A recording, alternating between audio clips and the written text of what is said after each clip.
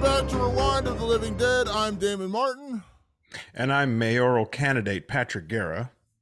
And Patrick, we are back with another new film for 2024, a theatrical release, which is a big part of the reason why we're doing this particular film, because you and I are not only cinephiles, but we love going to the movie theater. And so this film called Founders Day, and also I got to somehow work in a powdered wigs reference into the intro. Feel pretty proud of myself for that one. Always working hard, Damon, and we appreciate your intros. I actually get compliments on your intros often. Yes, Damon, tonight we are talking about Founders Day, released in, of course, January of 2024, starring Naomi Grace as Allison Chambers, David Druid as Adam Faulkner, Olivia Nikkanen as Melissa Faulkner, with notable character actors like Catherine Curtin as Commissioner Curtin and William Russ as Mr. Jackson, directed by Eric Blomquist, as you mentioned, and written by Eric and Carson Blomquist.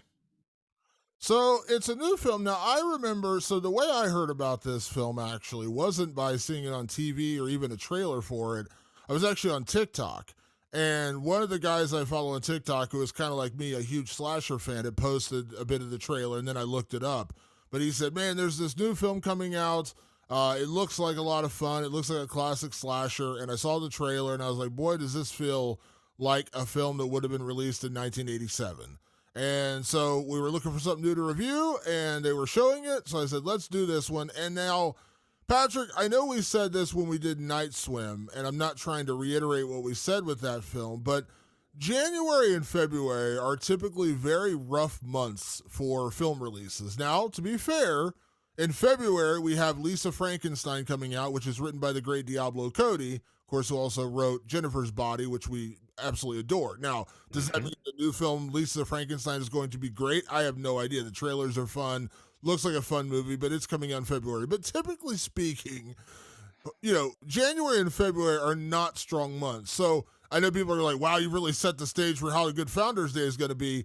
But it kind of feels like that's at least part of the reason why we're seeing this and why it's not getting maybe a wider release, although I will say it's an independent film, low budget, so all those things kind of play. And also, one other thing I want to mention, these two brothers also did another film called She Came from the Woods, which I actually saw last year. And I know this sounds terrible to say this. I saw it in the theater because I was like, ooh, there's a new horror film going to theaters. And I saw it, and I remember texting you afterwards. I was like, yeah, we're not reviewing this one. I don't even remember that text. That's how memorable that was. Yeah. I remember texting you afterwards, like, yeah, I just saw this movie, She Came from the Woods. Yeah, we're not doing that one. And I had no idea until after I already saw Founders Day. I went home, started writing my intro for today, and I looked at it. I was like, oh, it's those guys. Well, now this makes a lot more sense. And you know what? Like, I won't even comment because I haven't seen that movie, so I don't know. But what I do know, Damon, is that I'm usually like you, a little bit apprehensive about the movies that are lesser known that are released during the early parts of the year, because this tends to be the dumping ground, right? This is where you put a movie that out to pasture. Okay, it has no place in the calendar. We'll put it here so we can say we released it. That's not always the case, by the way, but sometimes you're just forced into that time of year. But none of the big studios want their big stuff going on this time of the year. But it was a slasher. Founders Day was posited as a slasher in the trailer, and I'm like, you told me about it, and I do follow horror TikTokers, so we can actually see certain movies that maybe I didn't get reported on in any other place, and I said, well, excuse me, at least it's a slasher, and that I don't know, I get it gives it kind of like some leeway in my mind. I just go, all slashers need to do is be slashy. Like, they just need to come out there. They need to collect bodies. There needs to be a great mass killer. And, maybe it can all revolve around one particular event. Founders Day technically ticks all those boxes. And, my very early, feeling about this movie is that I know they said that they were very motivated by Scream, right? That Scream was obviously very influential on this movie. This movie feels far more 1980s slasher than it does 1996 slasher, for better or for worse. I mean, that's up to you. That's up to the viewer, whoever watches it. But I was like, you know what?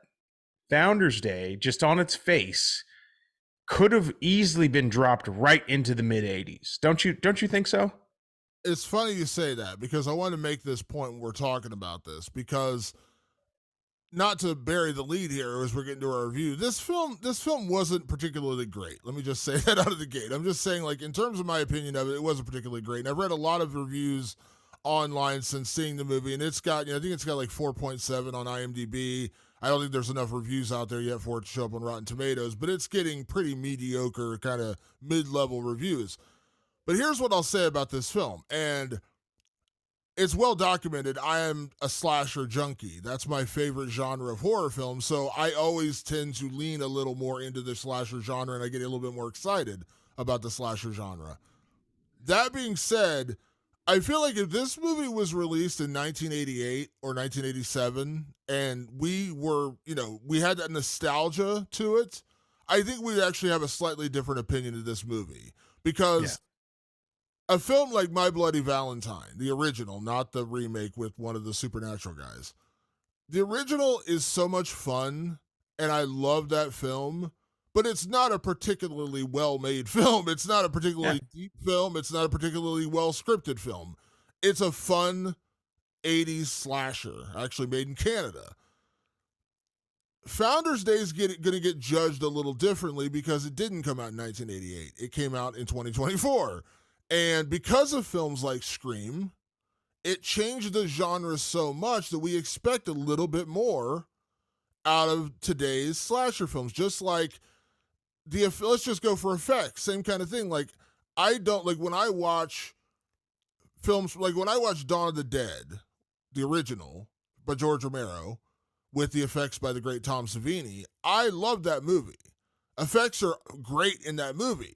But by today's standards, when you compare it to something with, let's say, like Terrifier, things have come along a long way where guys understand better. They have better tools. They have better prosthesis, all these different things they have. And so, of course, it's going to look better in 2024.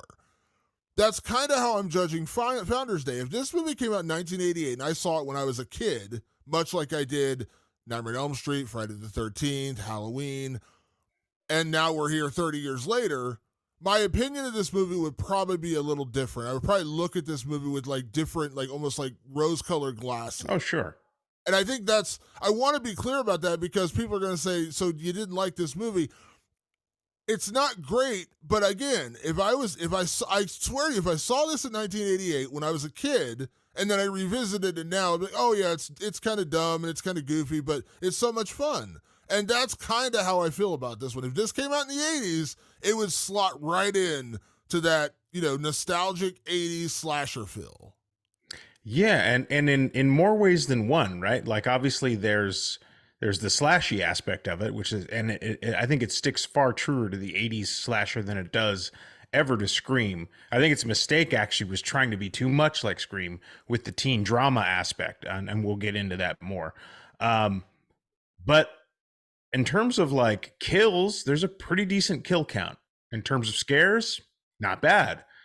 In terms of like bloated subplots, very 80s. Because when we often go back over movies like that, we'll go, wow, I didn't realize the whole middle hour is nothing. Like, like you'll go over like a classic 80s slasher and go, yeah, the middle is just like everybody doing one thing in one room for a really long time. Like they're basically just killing time to get to the deaths.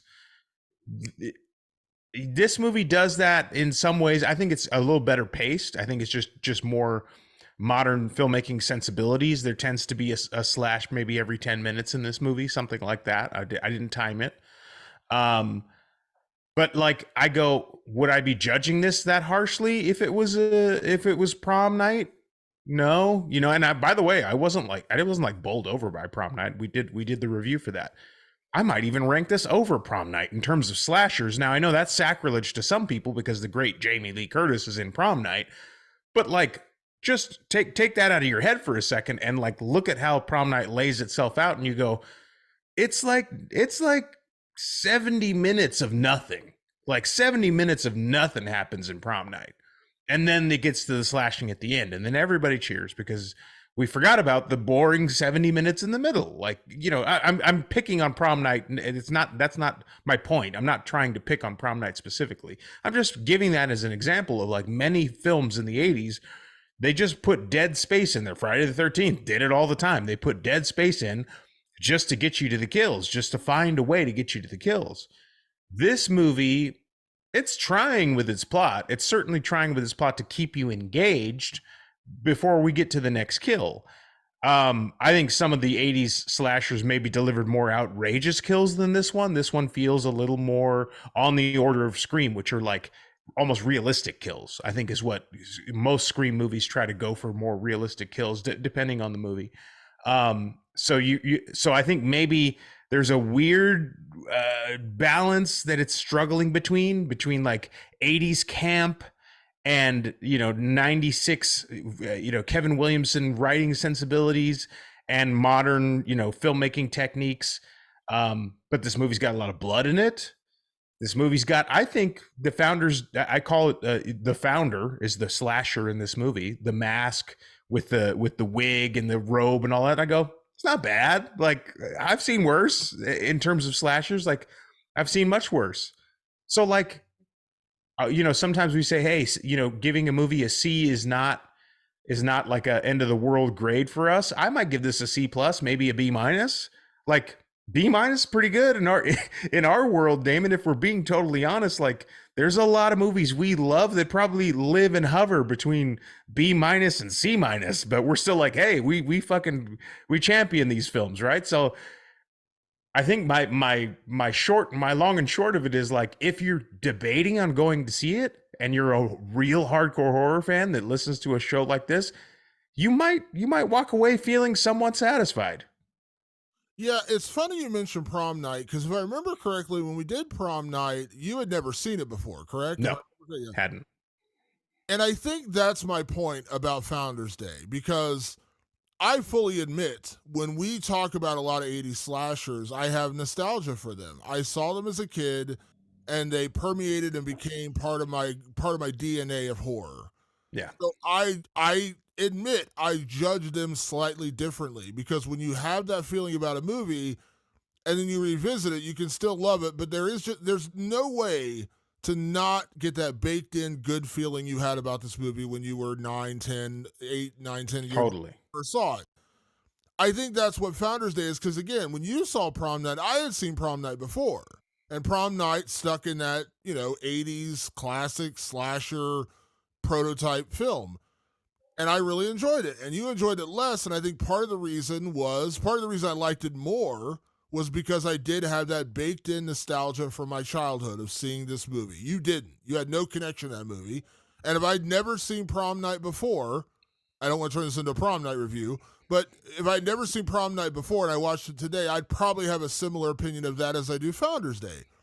Founders Day isn't breaking any new ground. And I would argue the biggest flaw of Founders Day that we will have to get into more deeply in spoilers, because there's really one aspect I want to get into at this, is it feels like they tried to overcomplicate the plots. Mm-hmm. Really hardly tried. Like, they really tried to overcomplicate the plot in here, and they tried to inject a lot of twists and turns to keep the identity of the killer a secret. Right.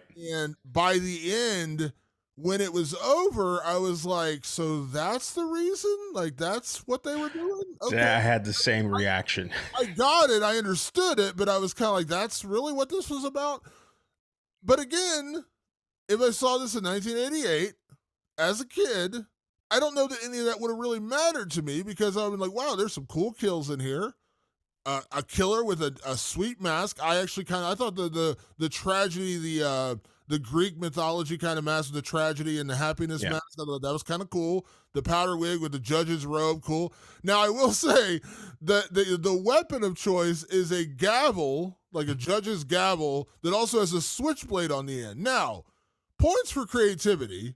Yeah. Kind of cool. You created your own unique weapon. And I know the Bloomquist brothers did an interview where they talked about, you could just use a hunting knife like they had in Scream, but they wanted to have something kind of more unique. And I kind of appreciate that, right? Like they went for Yeah. a little bit weird. Here's my question. People are going to laugh that I'm asking this question, Patrick. Where do you get a gavel knife made at? Who makes this thing? It's like, oh, you run a gavel with a knife at the bottom? Cool, let's get it done. Like, I just want to know who's making these weapons. But yeah, like they all the elements are there for a classic slasher. And again, I want to be clear, I didn't hate this movie. I didn't. There's actually elements that I really enjoyed, and there were moments in my theater. My theater was actually pretty packed. There was at least like 15, 20 people in my theater the last Yeah. time the first showing, which was kind of surprising. I'll be honest. But there were people like laughing in the back at some of the cheesy lines, some of the not so great acting, things like that. And I chuckled to myself as well, but I appreciate it because, in a way, even though I have an issue with the overcomplicated plot, like they were trying too hard to make their Scream. They're like, hold on now. The Right. Billy Loomis reveal was so cool. We got to do something similar. And by the time you get to it, you're like, huh? But that being said, it felt like a nostalgic slasher. I wish they had leaned a little, weirdly to say this, I wish they had leaned a little bit further into the 80s and not try to inject a more current feel, or just go all the way current and don't try, like what, pick your lane. Right. Because it feels like they're making an 80s slasher, but they're trying too hard to like pay homage to Scream with the twists and the turns. Mm-hmm. It gets a little overcomplicated that doesn't need to be. And there's some really dumb choices made, not necessarily by our lead characters, but like the town as a whole makes some really. There was one moment, and this is not a spoiler. One moment they're holding a town meeting, and the people are like complaining about something, and I'm like, wouldn't you be way more upset about what's happening in your town right now? And people getting killed and gutted and whatever. Like, again, there was just some weird choices made in the screenwriting.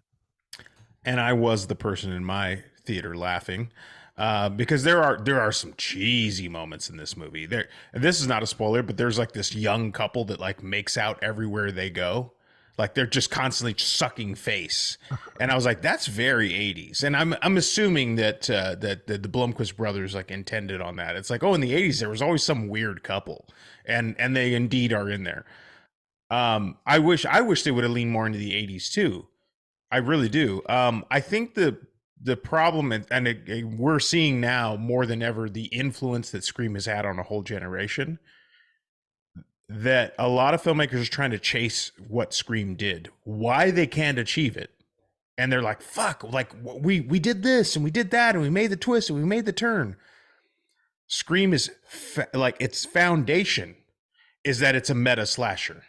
The foundation is that it uses other horror films and it uses the genre of horror to make its plot move forward. And then the teen drama is connected to murders in the town. That's a very, very, very specific premise. You can't steal it. And that's what makes it great. It's like, it's literally an impenetrable premise. No one can lift from it. They just think, oh, if I make a teen drama slasher, it'll be like Scream. And I'll make twists and turns, and it'll be like Scream, and I'll make the killer hard to figure out, and that'll be like Scream. That's not why Scream works.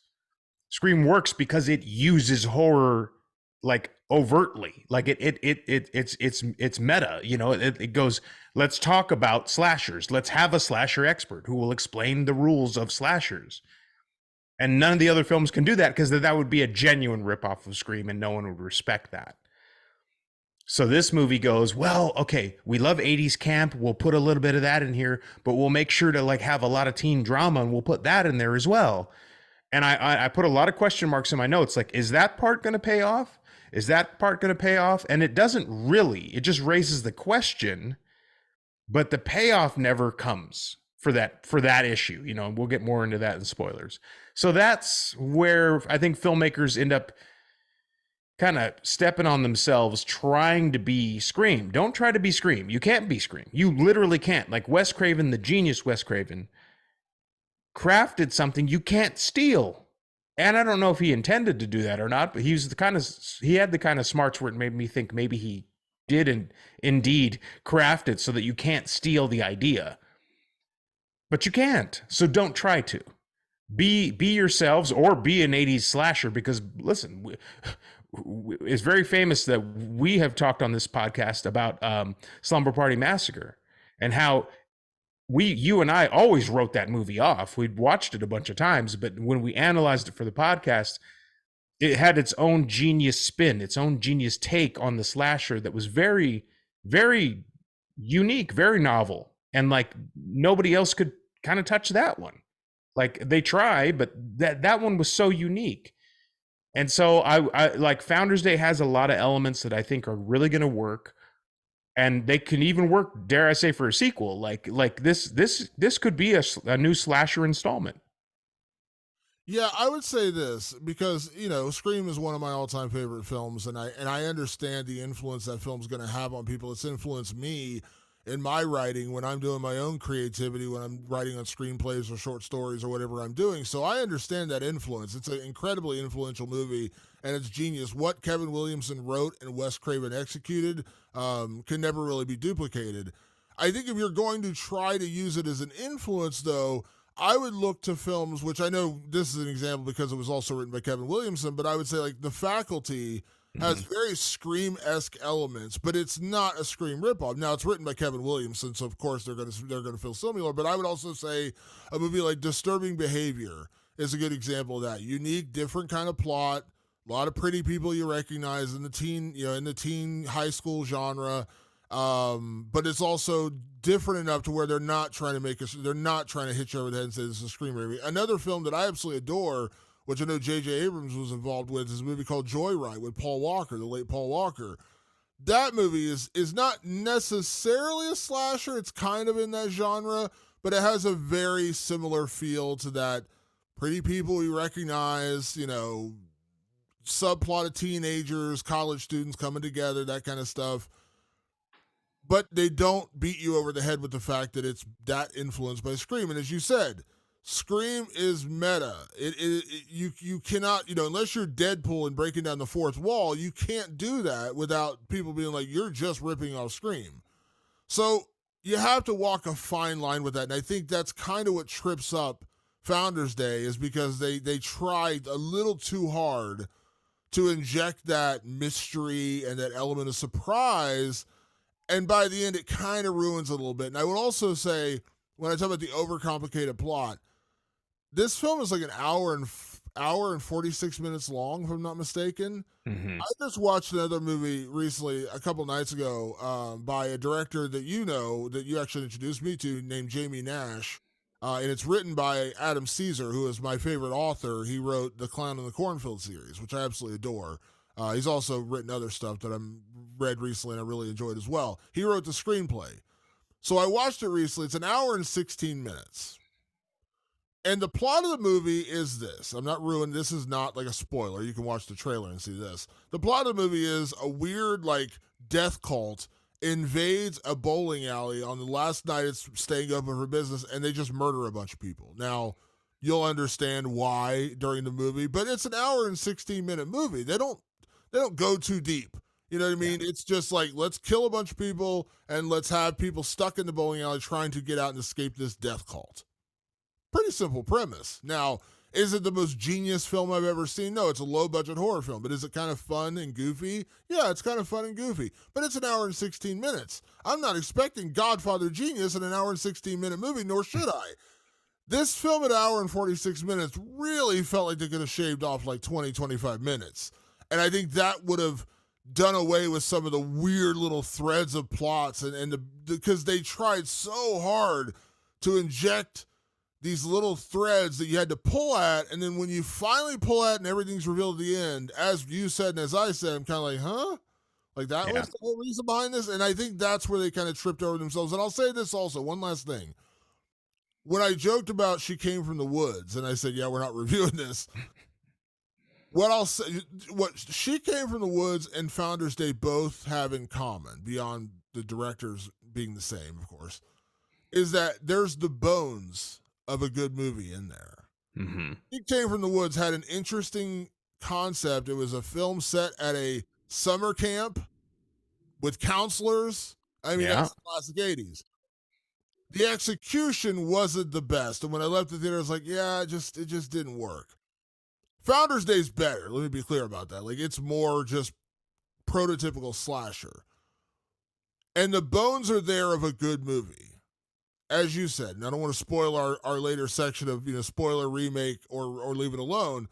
There's a version of this movie that could have been a lot more fun. But for what it is, on the surface, it's not bad. It's not great. I'm not gonna sit here and lie to you and say it's like the Right. next genre. I'm not like, oh my god, you gotta, this is my favorite movie of the year.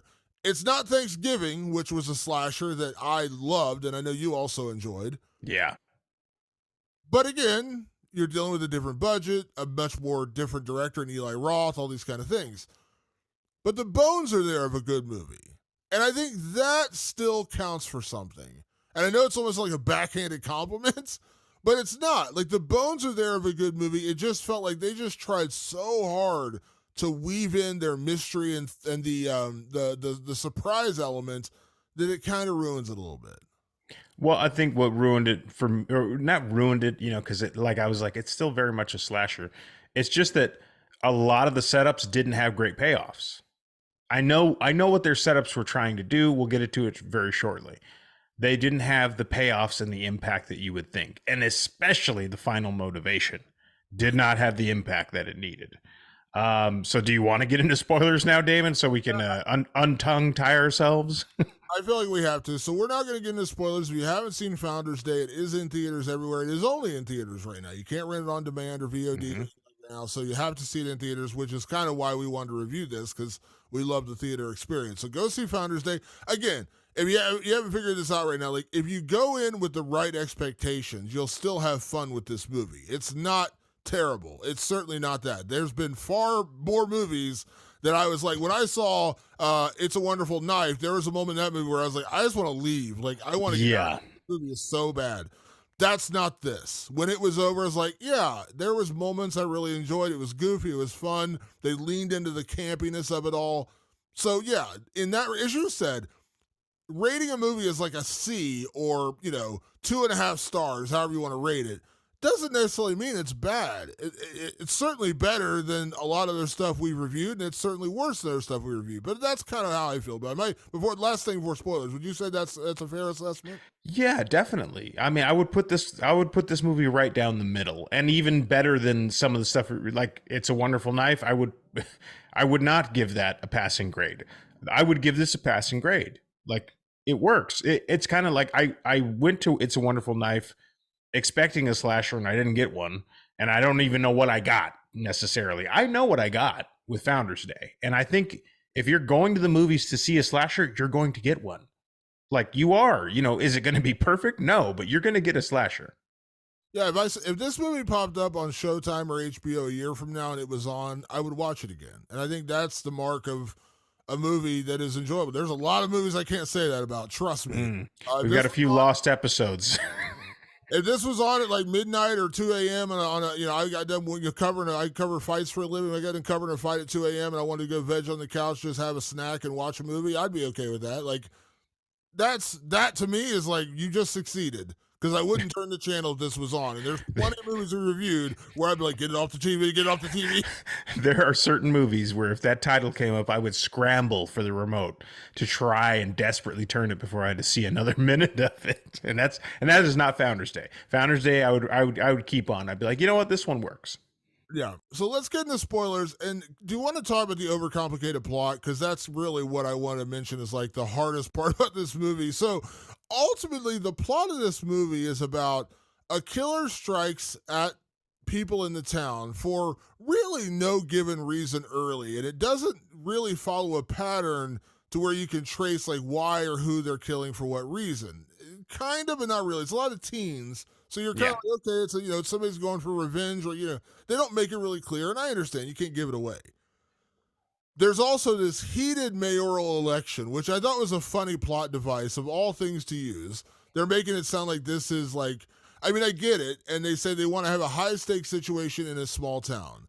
Maybe I grew up in a small town. I did not grow up in a big town. I grew up in a small town. I don't even know who the mayor of our town was. I don't even know if we had a mayor. Much like they had any power to wield. So I did find that a little funny that like this Yeah. all hinges on a mayoral election. Do mayors really have that much power in a tiny little small like hamlet like this, where literally there's people out holding signs and it's like 30 people. Like Yeah. that's it's not like there's like these huge rallies of thousands of people. It's a town of like I don't know 800 people, 1,000 people, and if you live in a small town in 2020, I don't now. I live in a city. But if you live in a small town in 2024, are mayoral elections this nasty and rabid? It was like a weird. But again, that also leaned into the campiness and kind of goofiness of it all. Like I think they did that on purpose. They're like, what can we put at the center of the story that would be kind of funny and stupid? Oh, let's have a mayoral election. Yeah. And so that's the basic plot of it. And then so the murders start happening, and then when the big reveal happens at the end, you find out that this brother-sister duo, who were the children of the candidate, not the current mayor, the contender, the challenger to the throne, his kids are the two killers. And one of them is killing because they don't want her girlfriend is leaving town. She's the smart one. She's going to college. She wants out of this little town called Fairtown, and she's sad that her girlfriend is leaving. And so she's killing to keep her there. The brother is killing because his girlfriend cheated on him with this just asshole, kind of bad boy in town.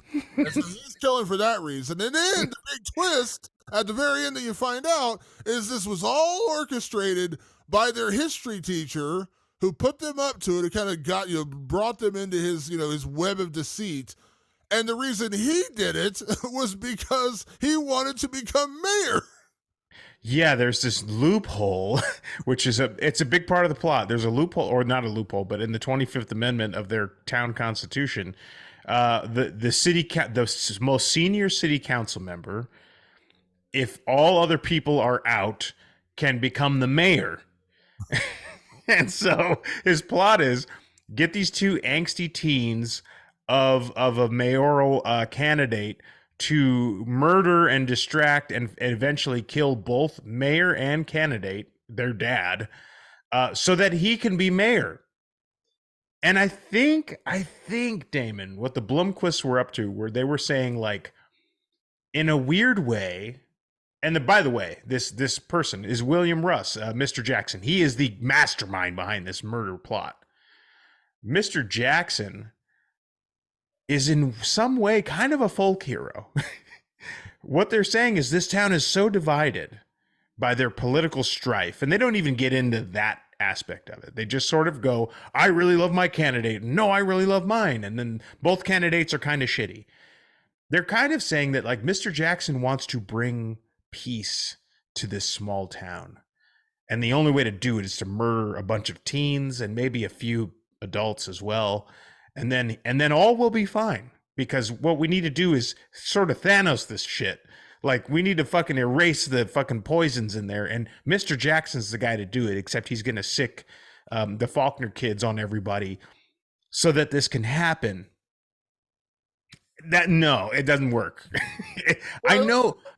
Don't forget, but I forgot to mention this. Don't forget, he also ropes in the deputy of the yes. police department and the mayor's right-hand chief of staff. So there's like 4 people involved in this weird murder plot. So it's like this guy, Mr. Jackson, seems to be like one of the most well-liked and respected people in town. Like everyone seems to like him. Like when you go to the local bar, everyone kind of defers to Mr. Jackson. He's like the senior teacher, what? Yeah. Like, wouldn't just running for mayor be easier than like?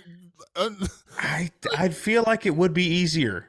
Ropes in the deputy who like they're so desperate to get these people running for mayor out of office that they hatch this really like overly complicated murder plot to get rid of both candidates and the city council people. So basically he's the last man standing so he can become this mayor.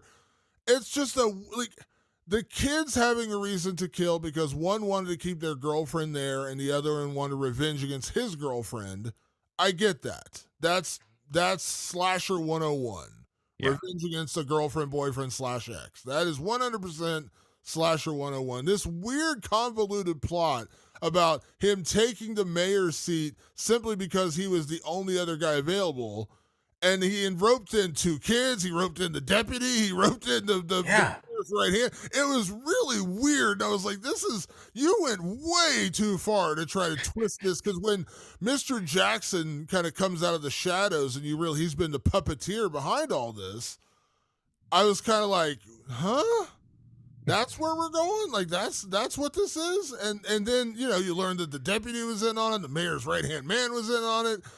It was just, again, go one way or the other. Like either say it's about the mayoral election, which again, it seems like he's a real well liked, well respected guy. Just run for the freaking office. I think he would have smoked those two in the election, by the way. Yeah. Like he was so respected, like there'd be people like fighting in bars and he'd come in and go, "That's enough, you two." And everybody like, "Oh, of course. Yeah, Mr. Jackson said that's enough. So that's enough." Like the town fully respects him. He could have just ran for mayor. And I think the Faulkner guy, he's played by Jace Bartok, who's running as a candidate. He's not the mayor. Like he's like a douchebag. Nobody likes him except for like his followers. Is he? Yeah. Salesman?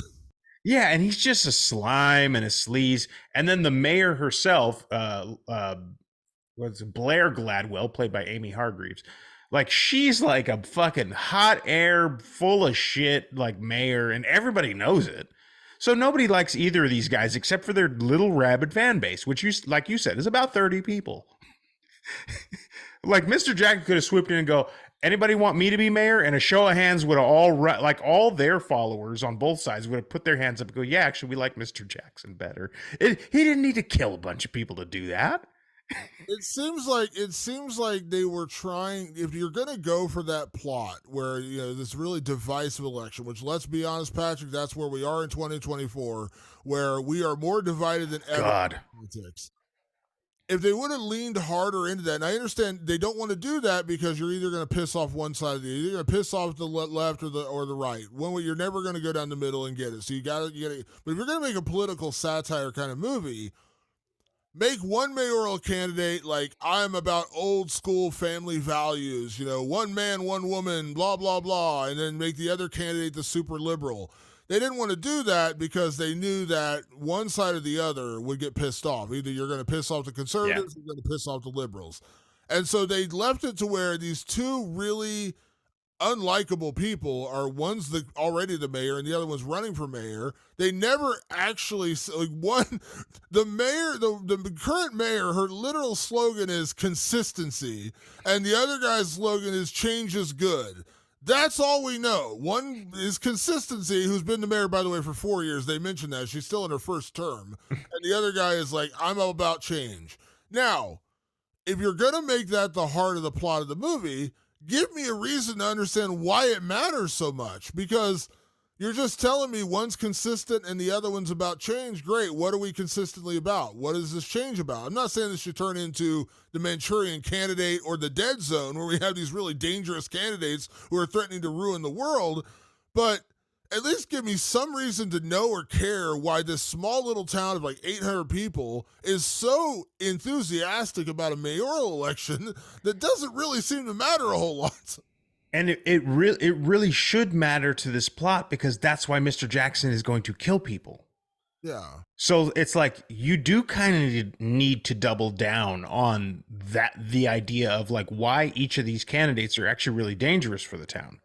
That Mr. Jackson needs to murder people to get the seat, which is still a bonkers plot. And by the way, this movie does classify itself as a comedy.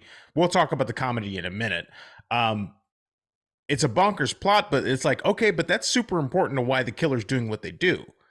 Most of the movie kind of focuses on the teen drama, which I'm sure is where the Scream influence comes in, a lot of it.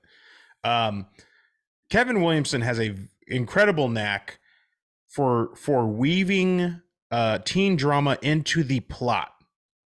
It's not like teen drama when you really on its face, like if you listen to two high schoolers talk, it may melt your brain. Their drama is really low stakes. It's like, well, but Brendan called her. Why did he call her? And you'd be like, okay, great. I don't tell me anymore. I don't care. What Kevin Williamson could do is he could make a phone call between Brenda and Brendan, matter to the plot, and move it forward and push it forward and make it matter to the killer and make it matter all the way through. Having these dueling plots where all the teens are in basically, love quadrihedrals where they've all dated, or they're all dating, or they're all mad at each other because this one dated that one. None of that actually moves the plot forward.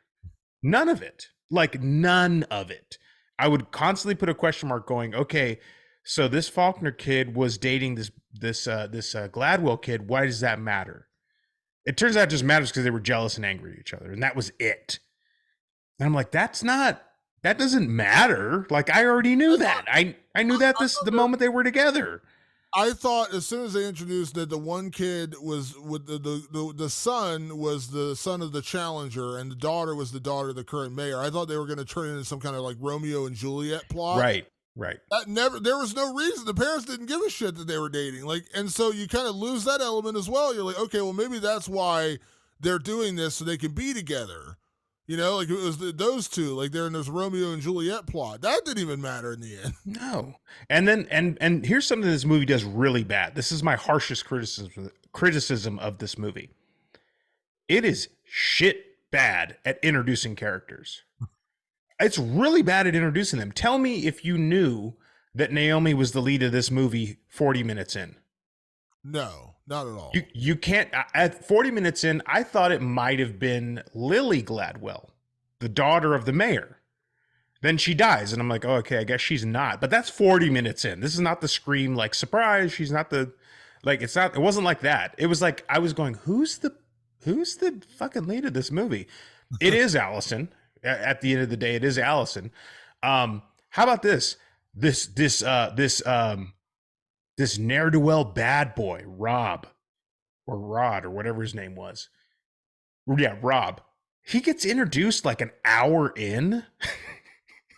And like barely introduced. Like he's like in the background. But well, he's like integral to the plot. They do introduce him earlier because when they go to the movie theater, that's who Lily has moved on with. That's who she cheated on. But he's still sitting in the background. He's very much in the background, yeah. I mean, but you do see him. He does get in there. Yeah, like, Damon, you said it. You do see him. Yeah, he's in there. But yeah, it's just, yeah, like they just went, they tried too hard to make it two plot lines, and neither one really truly pays off. The one, as we already mentioned, is a mayoral election where you feel like this guy could have just won because these two idiots are running for office. And if you're going to do that plot, at least make it make sense why he had to get rid of them. Like if they're dangers to the town and it is like a dead zone situation where like they're better off dead than running, then that is one thing. But they never make it that. You have no idea why these people, outside of when you meet them, you realize they're both idiots.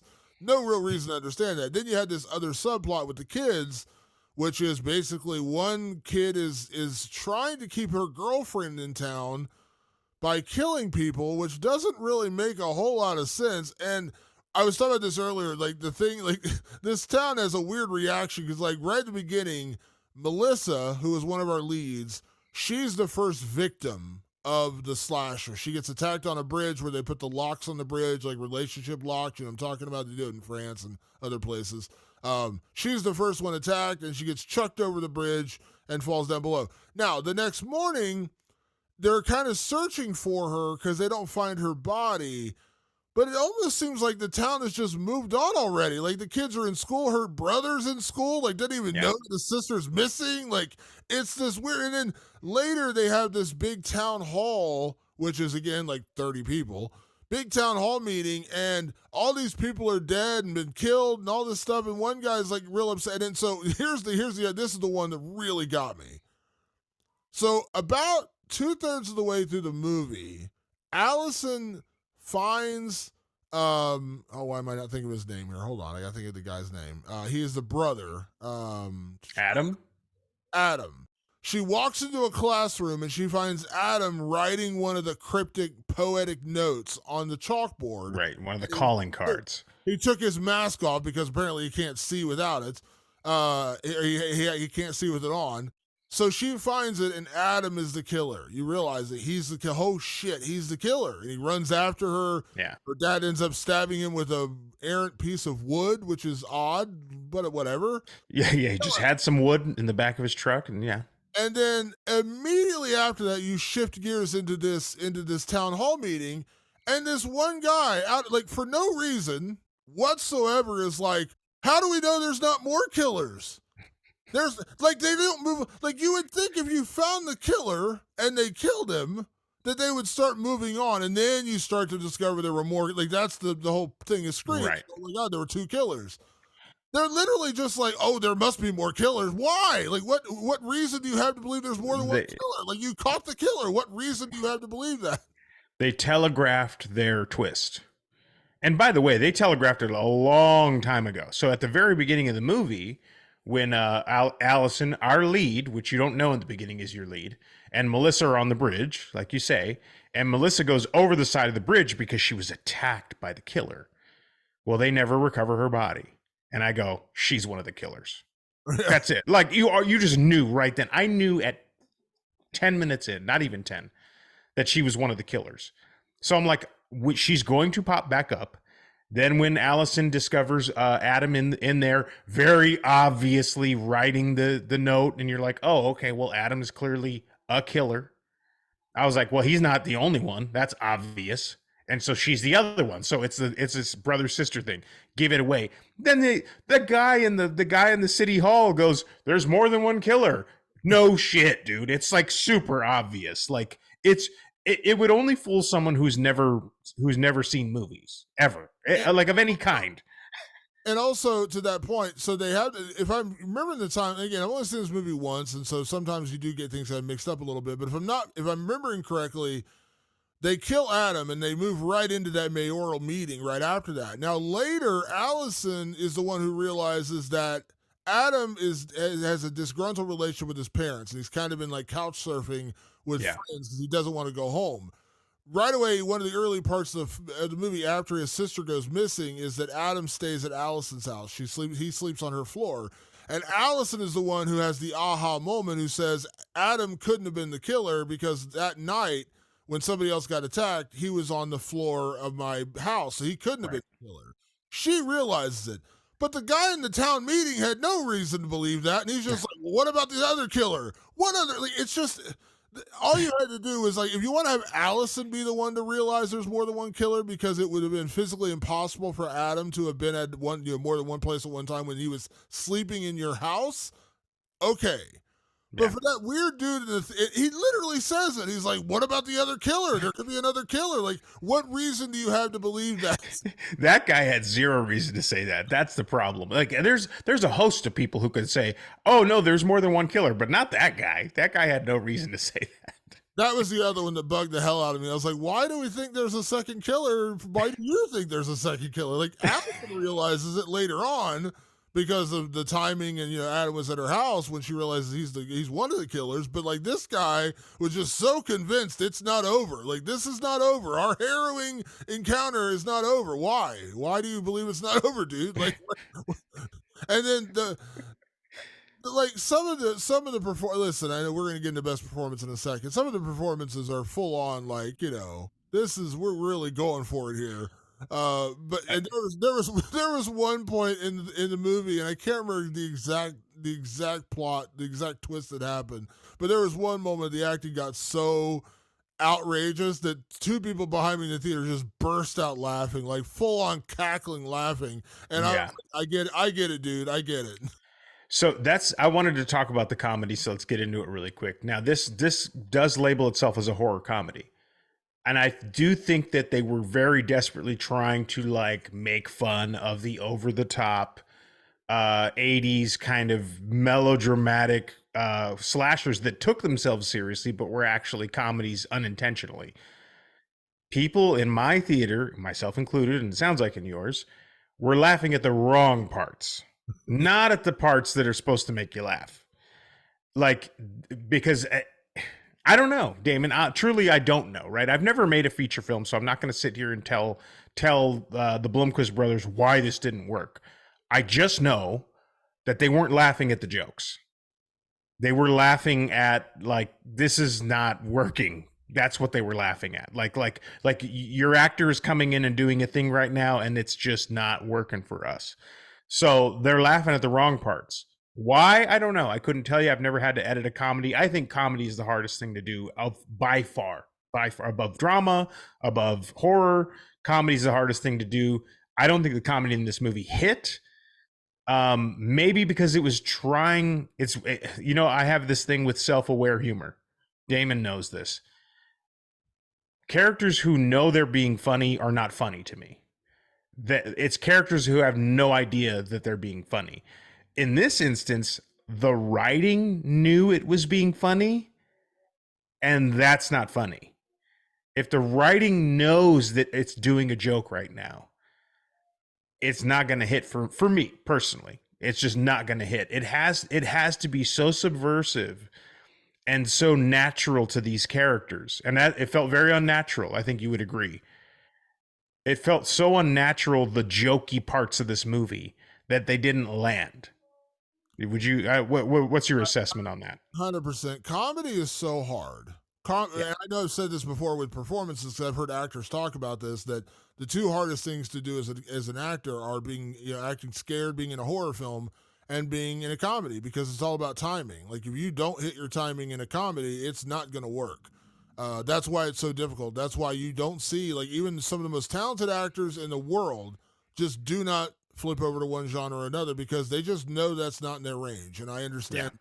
Now, I'm a writer by trade, and I like when we do the show, we make each other laugh a lot on this show. Go listen to our episode of The Descent about why I would not survive that movie, and you'll have a good laugh at my expense. Uh, but that's just kind of like off the cuff humor, kind of bullshitting yeah, on a podcast. I know I'm not like I can't, like, when I write, whether I'm writing, in news articles and or like I'll inject a line into one of my news articles. I did it for a recent article. My editor like messaged me and he's like, "You had me in tears laughing at the line you wrote," and I was like, I kind of injected that hoping that you would get a kick out of that. Uh, that's like my one little. I got one line in me. I got one line I knew worked, and it worked. But by and large, I don't write. I'm not a comedian. I'm not Bill Burr. I can't write comedy. I'm not that good at it. I laugh at comedians.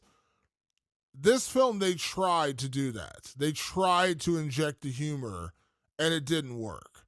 And then what did work was the goofiness or the bad acting or the lines that didn't land, and people are like, "Oh my god, this is so bad." That's what. So my point of this whole thing is just like, pick your lane. Know your lane. I'm not saying you shouldn't experiment. I'm not saying you shouldn't try things. But understand, if you're not capable of making a comedy, don't try to make a comedy. I wouldn't. I know me. yeah, I can throw in a line or two here or there, and I could be, Seven, which is an incredibly serious movie. There's a couple throwaway kind of funny lines in there, right? I'd imagine Andrew Kevin Walker, who wrote that script, could inject a little humor in there, but he didn't. He knew, I can't make this whole. This is not meant to be a horror comedy. right.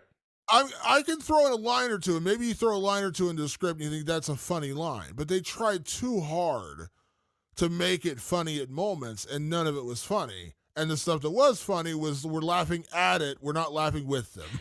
Yeah, yeah, totally laughing at it, not it. I've written two comedy scripts in my life. One of them was a spec for What We Do in the Shadows, so I had the advantage of like established characters and I knew how they behaved. The other, I'm gonna be dead honest with you, we ripped off characters from our favorite comedies. That's how we made it funny.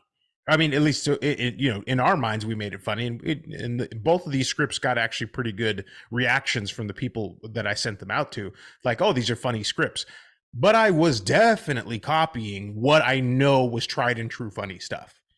I don't know what they were copying to try and make the funny here. It didn't land. We were laughing at the wrong parts.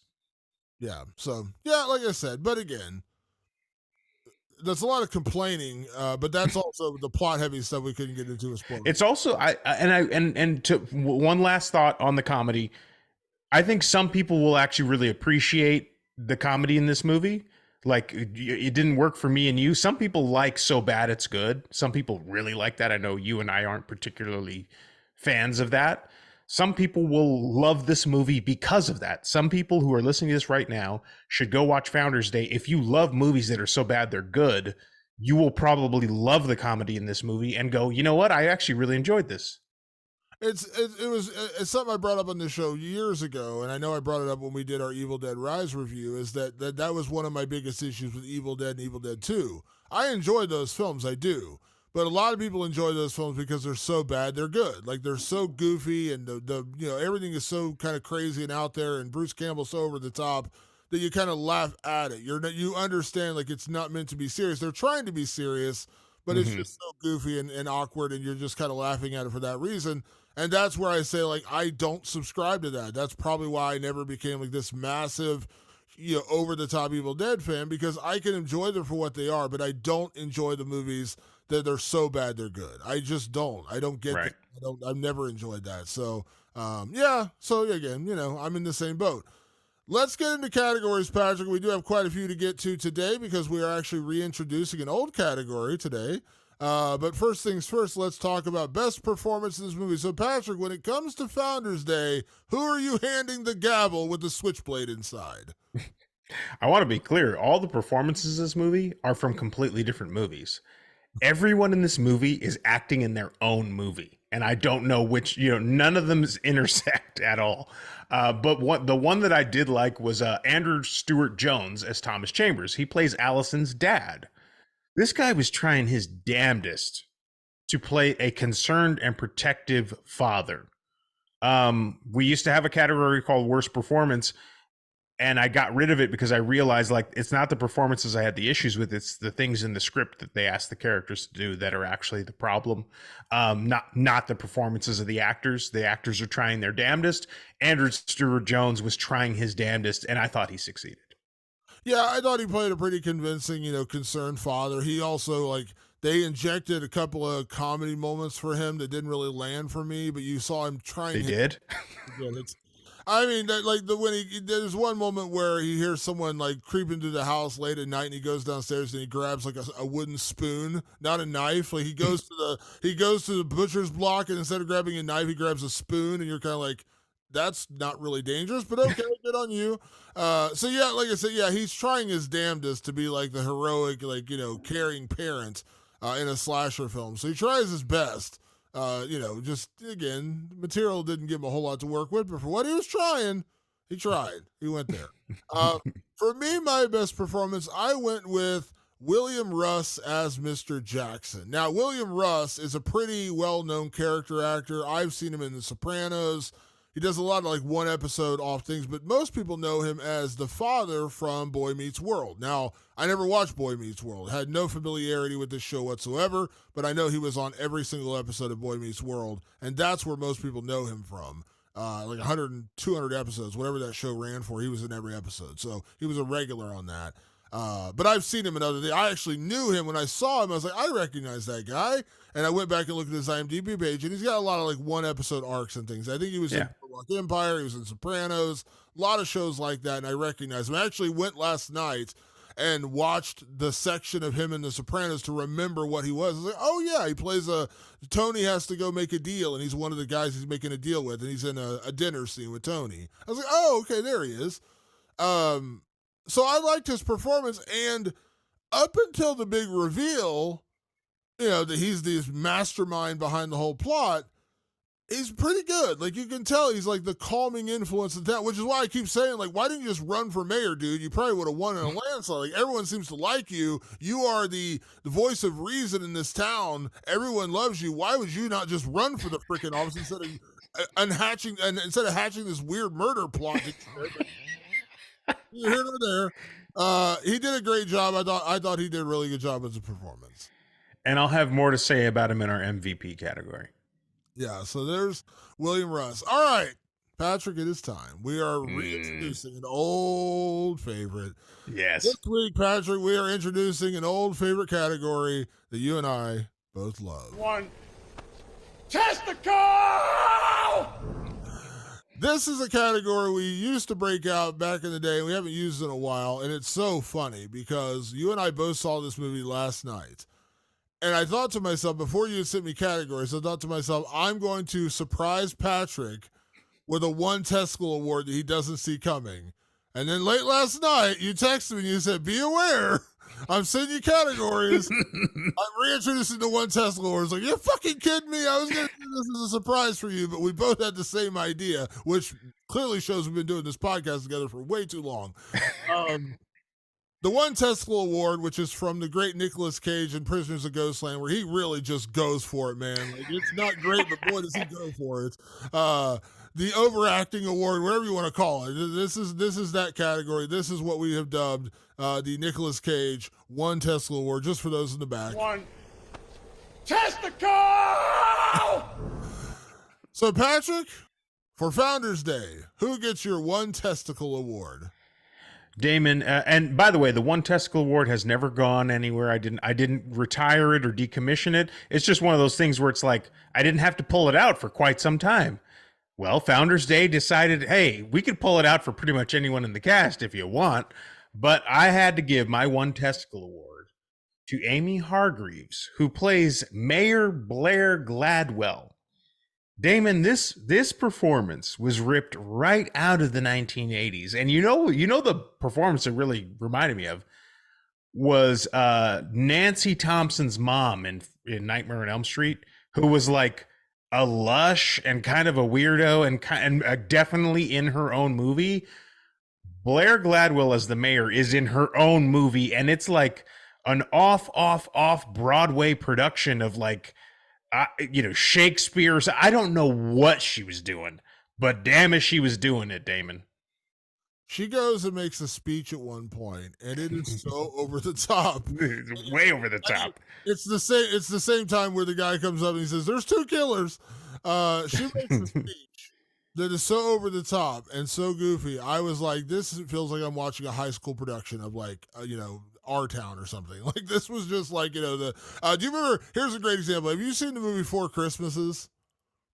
The one No, I have Vince not. Vaughn and Reese Witherspoon. It's a Christmas movie, but there's this scene where Vince Vaughn gets pulled into a nativity scene, and he has to play Joseph, Jesus's dad, or surrogate dad, whatever it is. And he goes on stage and does a very like overly acted like, I will save this child from the world. That kind of like, I don't know how to act, so I'm just kind of like doing what acting is. That's his performance in that. That's kind of what this reminded me of, where she's like, I'm going to be the mayor of this town and I'm going to save you all. And I'm assuming it was done for comedic effect. I'm assuming. But at some point you go, I think we need to dial that back like maybe two clicks down from where you're at. It's so big. I was so worthy of a One Testicle Award, Damon. I was right about the time when she saunters into the breaks open the double doors of the city hall and gives this soliloquy that is just way another movie. How can we say without being mean? Choices were made, Patrick. Let's just say choices were made. Choices were made, yeah. So I actually have two. I actually have two testicles, apparently. Two One Testicle Awards. The first, which was the moment when I know this was comedy, but it was so poorly executed that I laughed for the wrong reason. And so the full-on homage to Scream that's done in this movie is after the first person gets killed, after Melissa goes missing, again, not killed because, the big twist that she's still alive, which I figured out 8 seconds into the movie when they said her body went missing. I'm in the same as you. I was like, oh, she's one of the killers. They go back to school the next day. Allison goes back to school. She's with her girlfriend the night before. Her girlfriend just goes back to school. No big deal. No big trick. And these two kids emerge running. This girl's running from a guy in a hooded outfit. He tackles her and actually kills her, and then he actually attacks Allison. Very Scream, the scene from Scream where people are wearing the ghost face mask and they run to the hallways and Neve Campbell gets freaked out. That is all 100%. That is where they totally just like, we're going to make the exact. We might as well just put a ghost face mask on this guy because that's how much they ripped it off in that scene. So they get busted, and Mr. Jackson comes out, and he says, you're going to Saturday detention, you two. And they're like, oh, Mr. Jackson, it's so unfair. Never mind the fact that this couple both look like they're about 35 by the way. Yeah, they really did. They really did not look like high school students. But again, I understand because there's a lot of movies, what was his name? Luke Perry was like 40 doing 90210. So I get it. They're going to do Saturday Detention. And they get to Saturday Detention, and it's the day of the big Founders Day festivities. And Mr. Jackson's like, I want 2,000 words on how you got here, or whatever he says. And so he walks out of the room in very like Breakfast Club fashion. And what do? The girl just looks at her boyfriend and she goes, let's fuck on this old man's desk. And they start boning on the teacher's desk. They like throw off all the papers. And I understand it was done for comedic effect. It was so goofy and dumb. But the way she delivered that line, Yeah. fuck on this old man's desk. I was like, are you kidding me? Good Lord. It was right out of the 80s. That's one. My other one, which is the other moment in my theater that people behind me were cackling laughing. So at the end, we realized that Melissa and Adam are the killers and they were being puppet mastered by Mr. Jackson. And so you go back through some of the kills, some of the moments to see where they were doing this and how this all came together. And the big one is the bridge where Melissa and Alice are having their moments and they reveal that Adam was the one who attacked him, but he didn't really attack them. They had the headlights shining onto the bridge so you couldn't see. Now I've been in headlights like that. There is a reality to that, like where you can't right in your eye. But so they show the faking of like him hitting her with the gavel and her screaming and like whatever, and she so bad. At one moment, somehow Melissa slips away and hides behind the car, and she's yelling from the background, like, get off me, get off me. And Allison, by the way, has a lock through her belt loop, so she can't quite break loose, which, if you've ever had a belt loop on a pair of jeans, it's not that hard to break, by the way. But she's freaking out. She's tied to the bridge. This is where he's just so bad. He goes and he grabs a dummy dressed like his sister that looks like it looked like one of those like resuscitation dummies that's like a foot. I wish it looked that good, Damon. No, it looked like stuffed with pillows.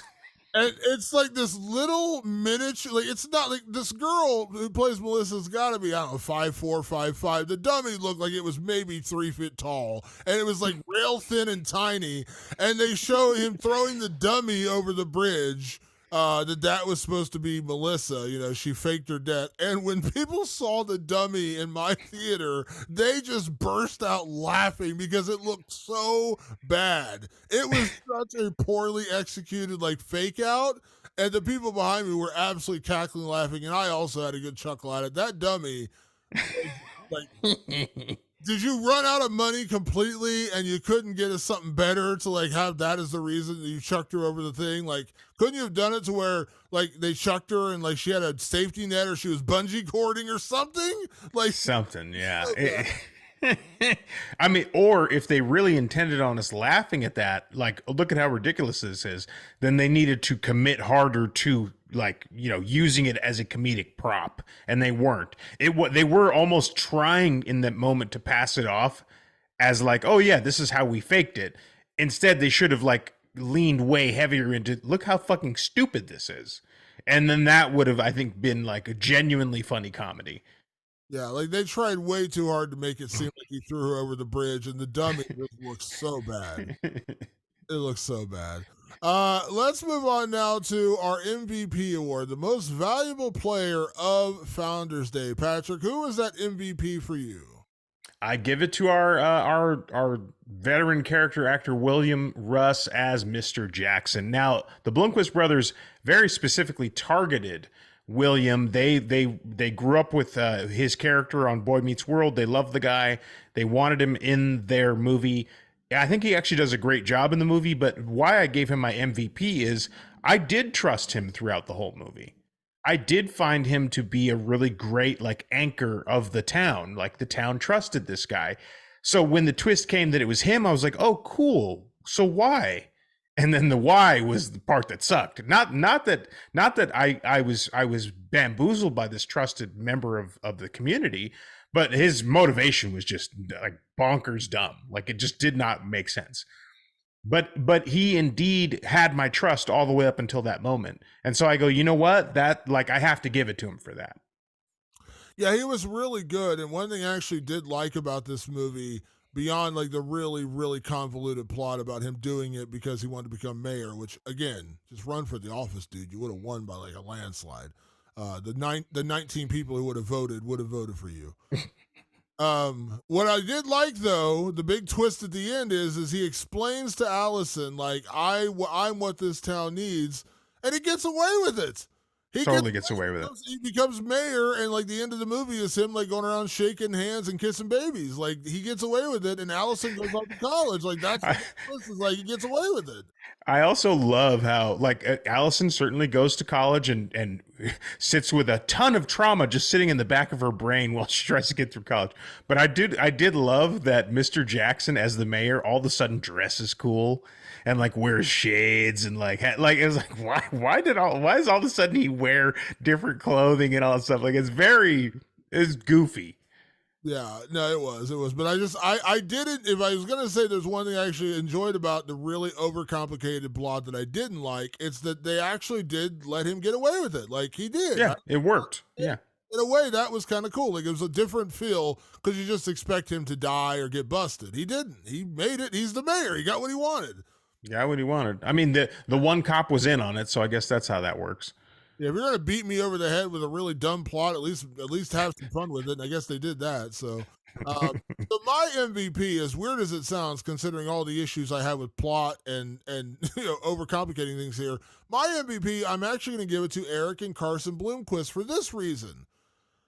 They've now made these two films that I've seen. Neither film did I particularly love, although I would say Founders Day as a movie I would revisit, unlike She Came from the Woods, which was a little more goofy and a little more nonsensical. But what I like about these brothers is they are trying to make modern day slashers. And as a slasher fan, somebody out there is continuing to give them money. Now, will they ever hit? Will they ever make a Scream? Will they ever make a Faculty or that good of a movie? I have no idea. But I love slasher films, and the fact that in 2024 we have these guys who are legitimate slasher fans, clearly slasher fans, that they want to continue to revisit the genre. And I appreciate that because the bones were there of what could have been a good movie, and She Came from the Woods. The bones are there in the Founders Day, even though, again, I think Founders Day has a lot more to it that I enjoyed.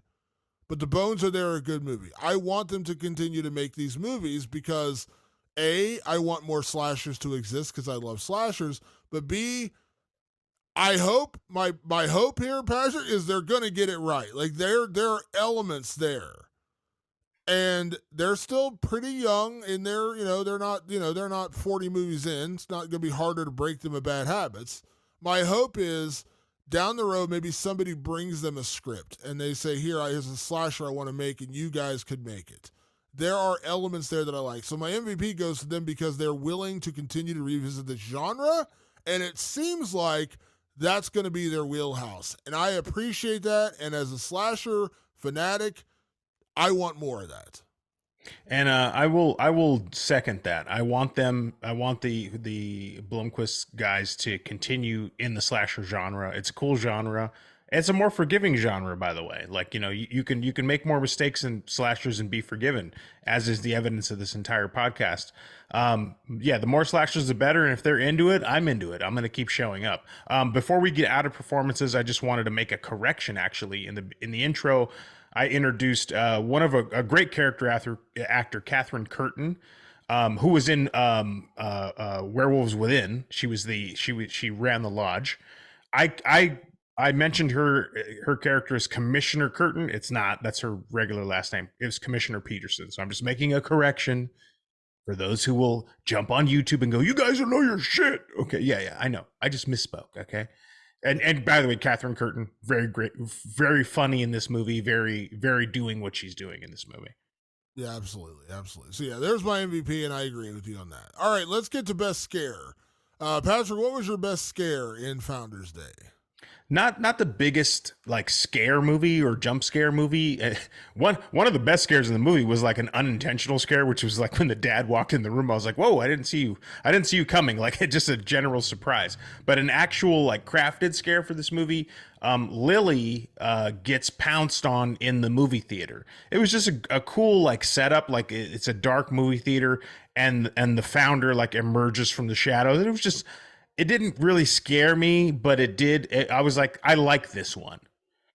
Most of the appearances of the founder, if that's what we're gonna call him, like they did the classic jump scares. Like yeah, again, I've seen every Friday the 13th, Halloween, Nightmare on Elm Street. Like none of them truly scare me in that way. Like I love them; they're great horror movies, but I never jumped like I did watching, Session 9 or, movies that Right. legitimately made me scared, even great jump scares. So I would say, yeah, they actually do that pretty well for this movie. So yeah, I would agree. Like it's not the best, but the jump scares are pretty effective. Like they know what they're going for and it works. The surprise element, the jumping out of nowhere, like that kind of stuff, it all works. So I would agree with that one. My best scare was kind of similar. So at the very end of the movie, Allison goes back to her house, and there's all these cryptic messages leading her upstairs and into her room, where we have the big reveal that Mr. Jackson is the one orchestrating this whole thing. But she gets these messages, she keeps following the breadcrumbs, and eventually she gets to where they say it's under the bed. And she leans down, leans under the bed, and there's the mask staring back at her, and she freaks out, right? Like, oh my God. And it was a good jarring moment again. Sometimes the best scares are the ones you see coming. But then the big reveal of the other killer is behind her when it comes out and it's Melissa, and you find out that that's actually her dad tied up under the bed with the mask on him. I thought that was a pretty cool little twist and a good scare. Like, again, like they're making it obvious there's something under the bed, but then the fact that there was actually also someone behind her, I thought that was kind of a good little classic scare. A good misdirection and subversive moment, right? You think something's going to happen under the bed, the real problem's behind you. It's good. It was good technique. Yeah, and it was good. They had a good close up on the mask. It was good, well done. And you're like, okay, I know the guy's under there. Like, why the hell are you going to look under this bed? And then they set it up to where it's actually behind you. I thought that was pretty good. Yeah. Let's talk about best gore. Credit where credit's due. There's quite a bit of blood in this movie, so they do not skimp on that. They don't, and my pick for best score was actually the blood, like a lot of blood, which was when Melissa finally gets killed by Allison. Allison stabs her in the throat, and when she releases it, just this fountain of blood continues to come out. It doesn't do the spray thing. It's kind of like just someone turned on the faucet and it's like running. Like that was the way the blood was pouring out of her neck, and I was like, that's a hell of a lot of blood. I like that. Like I appreciate when they kind of really go for a lot of extra blood. Yeah, that was a good one, and it was a nice one too because she just kind of like jabs her in the neck, and then the blade comes out and it goes spurting out. Like it's a good fountain effect in there, and like I do enjoy the over the top blood splurting like you see in like Kill Bill when Yeah. just blood spraying. That's fun, but this was actually like pretty effective in terms of like where she got stabbed and just gushing blood. So my best gore, I actually went for, and this is where this was full on like kids trying to kill their parents, was when Mr. Faulkner, the dad, the Harold Faulkner, the challenger to the mayoral race, this goofy, easily could have been a one Tesla award winner performance, and he's the other mayoral candidate. He gets killed, and he just gets his face slashed up with a knife, which is the switchblade at the bottom of the end of this gavel. He gets absolutely just gashed up, and there's just blood everywhere. And boy, do they go for it, man! They zoom in and they just show him getting cut to hell. And Damon, that segues just perfectly. It's almost as if you planned it right into my best kill, which was Mr. Faulkner. He's a mega douche. Like of all the people in this town that I really didn't like, Mr. Faulkner was probably right at the top of the list.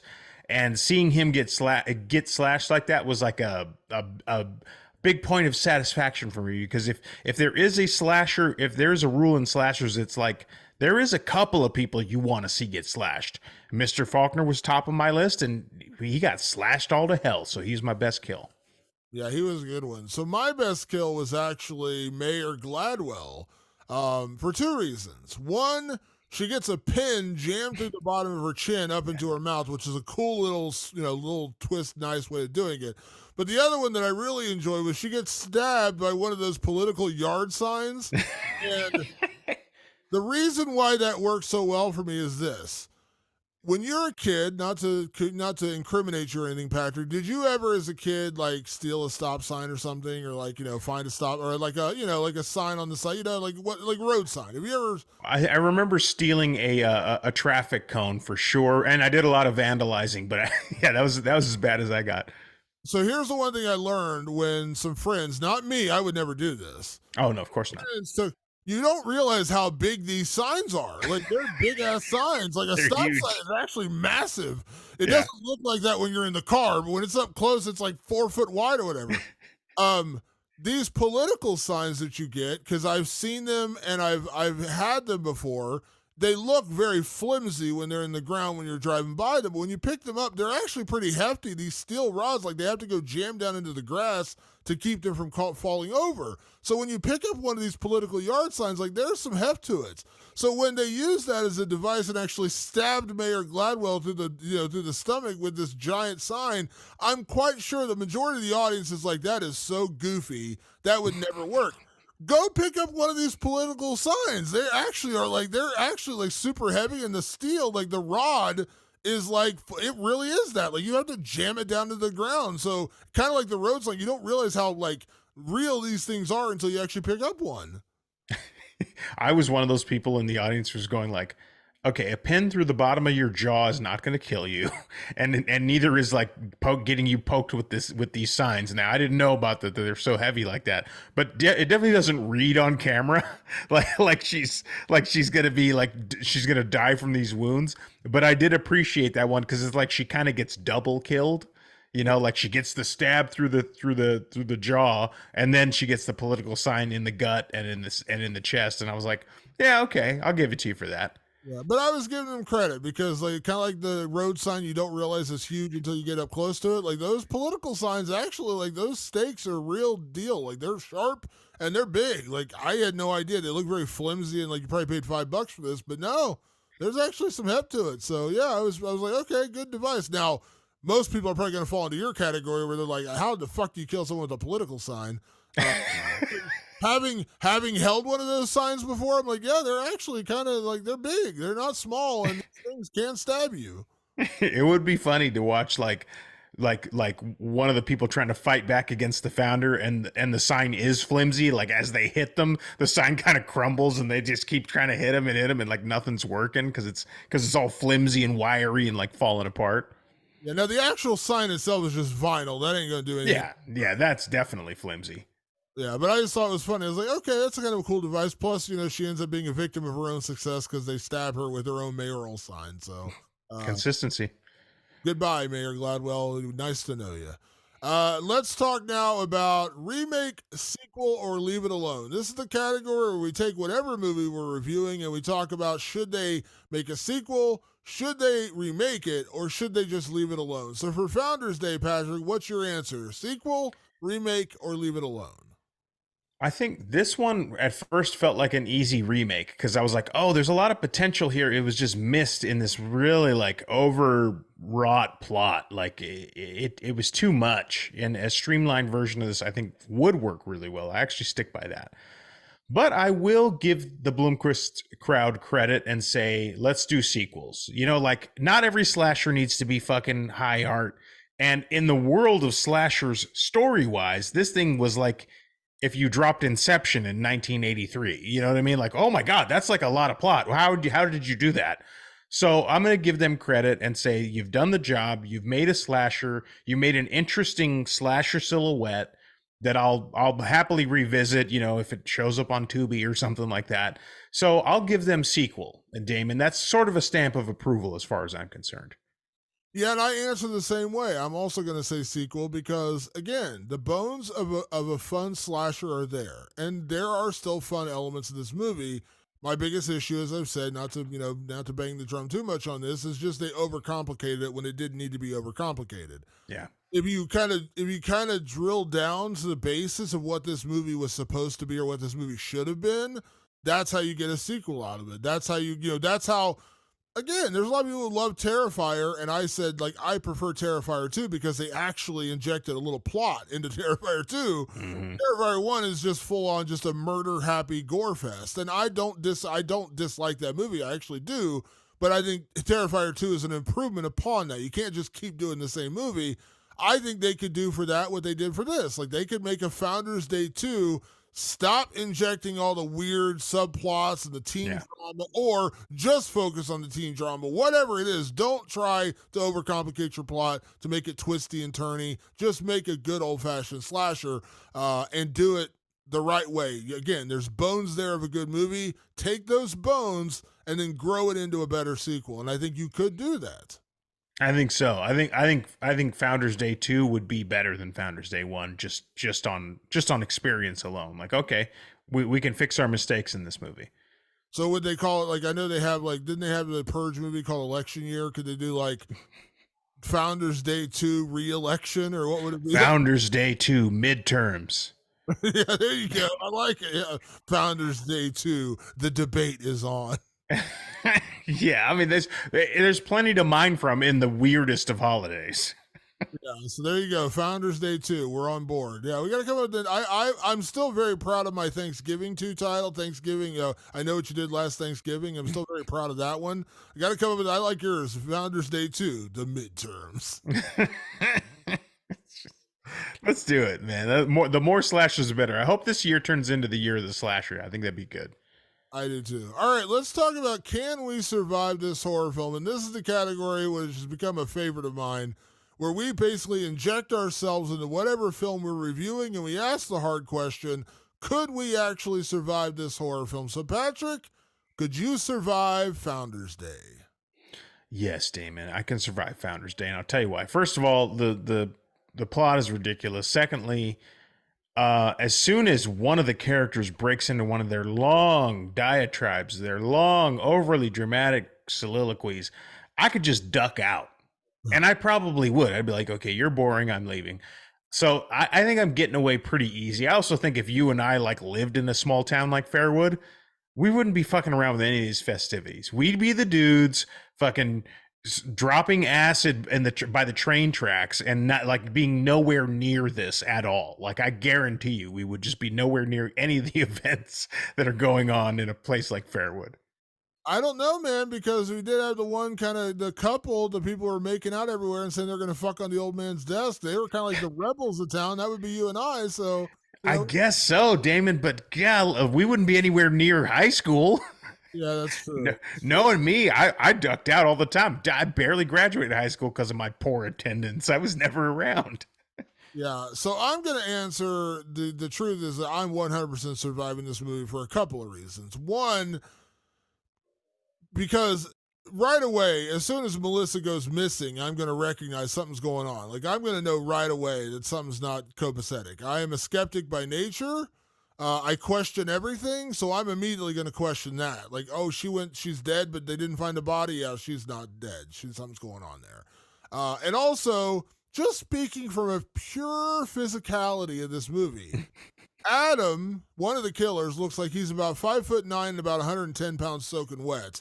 Kind of a Michael Cera vibe. Yeah. His sister is ultimately probably like 5'5" and maybe 110 pounds as well. I'm not saying you can't be a badass woman slasher. Be clear about that. But I'm 6'3", well over 200 pounds.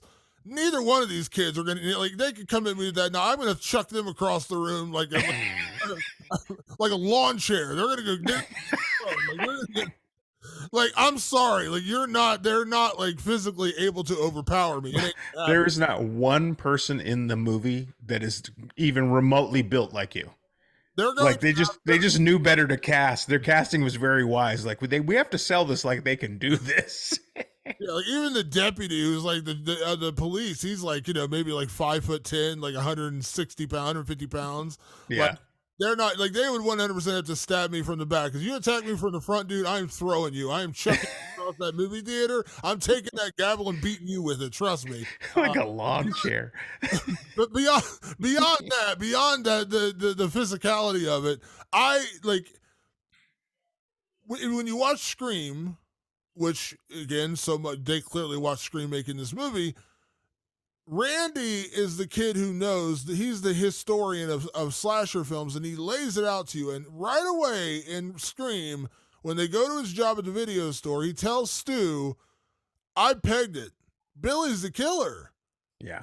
Maybe Sid wouldn't have sex with him. He gets it. He figured it out right away. What he didn't know was that his buddy Stu was also in on it. But he figured out early on he had the killer pegged in that movie, right? Like he had it down. Yeah. That would be me with Melissa. Like I would know right away. Oh, he killed her and chucked her over the river. Well, I've been to the like. Also, if you're gonna film a movie on a bridge and make it seem like her body went washing away, when they show the water, it looks like a dribbling brook, a little tiny like brook. It really does. It's about ankle deep. Yeah, it does not look like the kind of raging river that would carry a body away. But like, I would question that immediately. You're like, oh, she got killed. You can't find the body. I would be right away on like high alarm, being like, there's something off about this. I would not totally believe that Melissa's not in on this. I'd be passing you the bowl going, dude, she faked her own death. That's definitely what happened. Like that, like as we sit with our legs dangling on the other side of the crime scene, like we have it all figured out. Yeah, and then if anything else happened, like I said, they came at me. I'd be like, "Listen, little 5'9" man that weighs 100 pounds, like you're not going to get anywhere near me with that gavel knife, and I'm going to chuck you over the bridge. So, like, pick a different target. Be wiser about your target, son." There was no one in that town over 6 foot that they tried to attack. They knew better. They like, hold on, our actors are at most 5'9". He weighs like 110 pounds. All right, make sure we don't cast anyone that looks physically bigger than this kid, because he ain't killing anyone. Like he definitely doesn't look that ominous. Last category, and I like that you switched this up. We usually do, is it scary? I think we've already kind of answered that film or that question. So for this film, for Founders Day, the question is it slashy? So is it slashy? Is it slashy? Damn it, it is slashy. That's the thing, is that, and that's why I've changed the category, because I think you do need to grade on a curve when you're dealing with slashers. Like, do they deliver the goods? And this movie does. It even delivers like a convoluted plot, which a lot of slashers have. Like, it is a slasher through and through. Like, what I'm saying is Founders Day is a complete success. If you like slashers and you skipped the first weekend of the box office because you're like, I don't know, that doesn't look very good. You like slashers, go see Founders Day. It's a slasher. It is 100% slashy, and I would 100% agree with that. And for what it is on the surface, it's still a fun, goofy movie. Is it great? Are they reinventing the wheel? Are they doing anything groundbreaking? Absolutely not. Do they way overcomplicate the plot, especially with the big reveal? Oh, yes, 100%. But our listeners now have the advantage if they hadn't seen this movie, because we've given them the plot. So now they have it and they get to watch it unfold. They're going to have a whole new experience going to see this in the theater.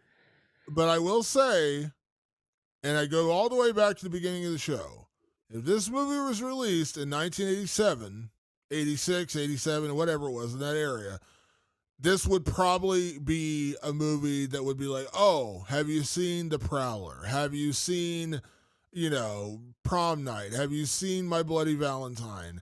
It's that level of movie. And so people that love slashers like myself are going to enjoy this movie. And if you don't overthink it like they did, you can still have a lot of fun with this one. So it's 100% slashy. It's a fun slasher. And if they change the release date to released in 1987, I think we would probably be looking at this movie slightly differently because we'd have that nostalgia factor wrapped in. Definitely. 100%. And I encourage everybody to go see this and let us know what they think. Yeah, absolutely. Again, if you're a slasher, I'm a massive slasher fan, and this didn't, again, I wasn't, racing home to be, oh my God, this is going to be on my top 5 list, but I also didn't hate it. I was like, yeah, it was fun and goofy, and, my biggest issue was the plot, because they just tried way too hard. Operation Go Hard with this fucking plot. I'm gonna chuck that script across the room like I'm here. All right, folks. That is our episode. We appreciate everyone tuning in each and every week to the show. Make sure you check us out on all your favorite podcast platforms, Apple Podcasts, Spotify, our YouTube channel. Just search Rewind of the Living Dead, and you'll find us over there.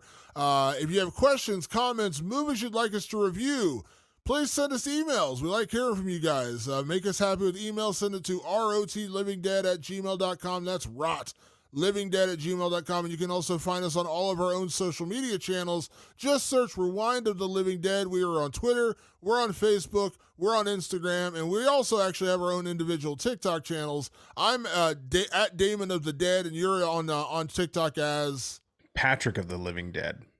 There you go. So follow us on TikTok as well. We have a lot of content that goes up over there and on our Instagram channel, clips and things like that. So if you want to check that out, please do that as well. And you can also reach us on our own personal social media channels. I am at Damon Martin, and you are? At Director Patrick. And a big thank you as always for everyone that tunes into the show. We'll be back next week with another edition of Rewind of the Living Dead. Thanks for tuning in. We'll see you then. Vote or die.